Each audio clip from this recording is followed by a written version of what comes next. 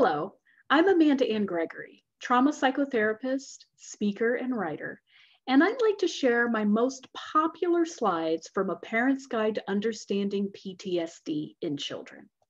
Well, these slides actually deal with a real case of a child who experiences PTSD.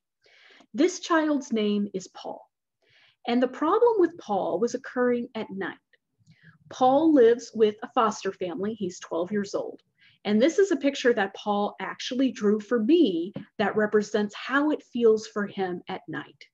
He gets very angry at night, and he doesn't know why. Paul comes out of his room. He takes food out of the refrigerator and the cabinets. He eats that food. He brings it into his room. He likes to roam around at night and go into other rooms. Sometimes he will even open up windows or doors to the outside.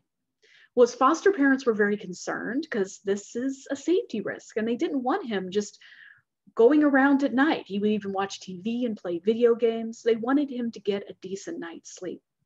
But Paul didn't want any of that.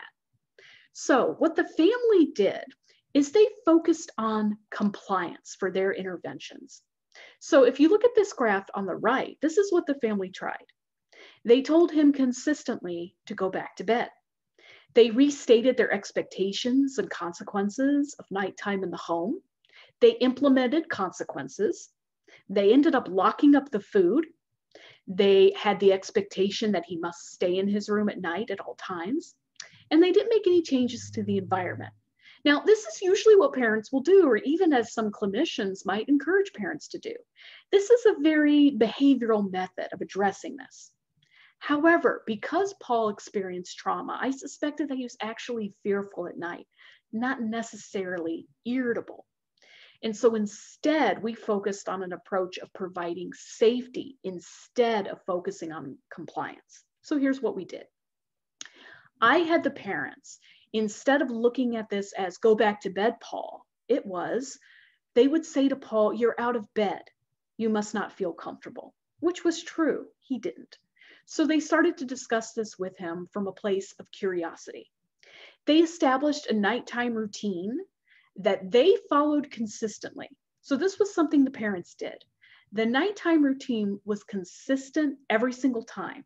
So Paul knew exactly what to expect at night, which was his scariest time. Paul would walk through the house at night with his foster parents to do a safety check. They'd check the doors, they'd check the windows. Now, if you could guess, the reason why Paul was opening and closing them is because he wanted to make sure they were locked.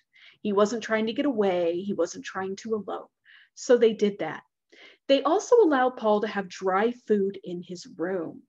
Now, this might make some of you cringe, but it really helped. Paul went without food for times as a child when he was much younger. So having that food in his room where he had access to it was a big comfort for him. And he actually stopped going out and getting food in the kitchen at night. They allowed Paul to choose the location of where he would sleep in with their approval. So if Paul wanted to sleep on the couch, he could sleep on the couch.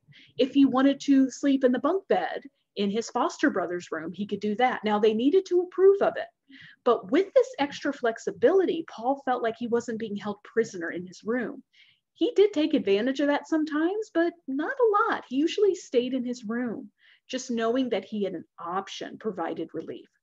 They also increased the comfort in his room. They provided a nightlight. They allowed him to pick out a new comforter, to rearrange his furniture. So they really made his room his and a safer place. Well, with all of these interventions that were focused on safety, because Paul, having experienced trauma, he started to feel safer at night and safer in his room. And we started to see a decrease in some of these troubling behaviors. If you would like more information about trauma or PTSD, check out my social media and my website. And if you're interested in having me speak to your employees or your staff, don't hesitate to reach out.